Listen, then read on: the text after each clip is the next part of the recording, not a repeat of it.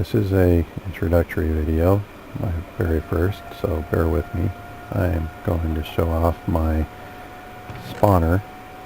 It's worth having enough arrows, so I always top those off. I've kind of learned the hard way that you have to be careful with spawners. You can't use water to move mobs. If you get caught using water moving mobs, JT will not only disable your mob spawner, but he'll do it in such a way that you can't access that mob spawner anymore. He doesn't actually destroy it per se, but he sticks glowstones all over it with signs that you can't delete. So you have to go off and find another mob spawner, which is kind of a drag. So I got one, and it's right up here.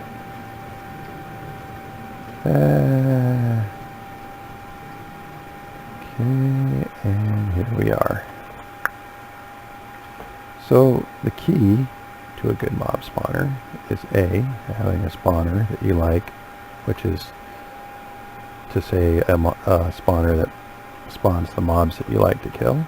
I have a thing for these skeletal archers, mainly because they kill me enough that I just enjoy shooting them in the head like this. If you're not familiar with the way that this works, this mob spawner is 22 blocks from the floor. In the 8x8x2 area that they spawn, they will take enough damage to put them at about half a heart, where you can kill them with one shot. The main disadvantage to that is you can't drop down there with your sword and go hand to hand with them, because they'll try to shoot you and end up shooting each other, and I don't think you get experience for that.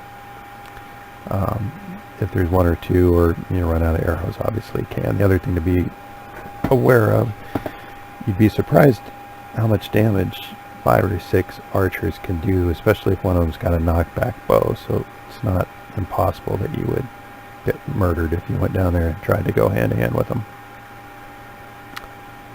Alright, so I've got some experience orbs down there, and so I'm going to go and collect my XP, take my speed shoot, grab my fat loot, and harvest one of my mushrooms. By closing the door, you avoid them coming in here to try to get to you and being impossible to shoot. So the door is actually kind of necessary. Climb the ladder to the top, and just repeat. You'll get a lot of bows, and get a lot of mostly damaged bows, and so what you can do to consolidate your inventory at some point is combine these with an anvil. So I keep an anvil there. Or you can just save up for 30 and put enchantments on things. Sad story about my shovel. I spent about a week trying to get a diamond shovel with silk touch on it. I finally got it, and for some stupid reason, after I got to my mushroom island, I got back. I didn't take it out of my inventory, and I died badly building a spawner, I think.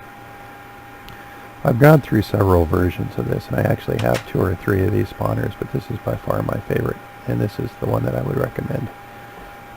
The other thing to note is while you're down here, you're totally safe. They're not going to spawn 22 blocks away. They'll only spawn when you're at the top of the ladder and you're in range. Finally, if you donate to the site and you're a registered user, which of course I recommend, you can always go to spawn. I'm not sure if every warp does it or if it's just the north warp, but if your warp doesn't have this, certainly come to the north city and look for the castle. It's right there, and right in the castle is a enchantment table where you can spend your points, and then being a member you can just go back, and you can, I guess you can't go back up, and you go home, primary, and you go back to your train. Yeah, well, it was a thought. Alright, I guess in closing, what I'll do is I'll show you my failure here. It's really cool. I've got a spawner directly under my house, but if you don't do this just right, because I don't have that gap in the middle, you hit this side or the other and you die.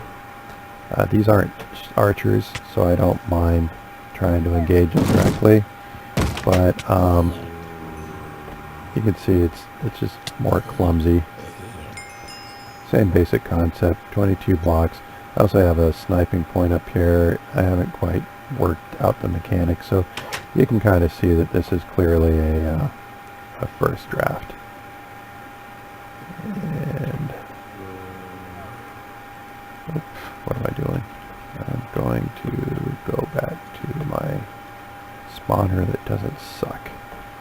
So anyway, I guess that pretty much concludes this video, because at this point you've seen everything there is to see. If you have any suggestions, or maybe you have a better design, you can upload a video of your setup, and maybe I can get some ideas. I do feel bad about getting that water mob spawner banned, but I, you know, if by chance the owner of that mob spawner is watching this, you know, I'm sorry, guy, but you know, JT probably would have found it with you using it as well. So I just happened to be the one on duty at the time. No hard feelings about you ripping off my anvil or pink carpet. For the rest of you, pink carpet's kind of my trademark. If you find something with pink carpet in it, it's probably mine. I do know that somebody griefed my house like a day after that was disabled, so I figure it was kind of retribution.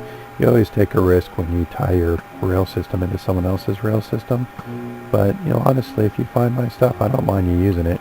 Just don't mess with it. You know, griefing sucks. And that pretty much sums up this video. And look for me in game, WT Parish, and if I'm not responding, it's probably because I am tunneling under your house. Alright, just get to the top of the ladder. Oh, nope. Okay, bye.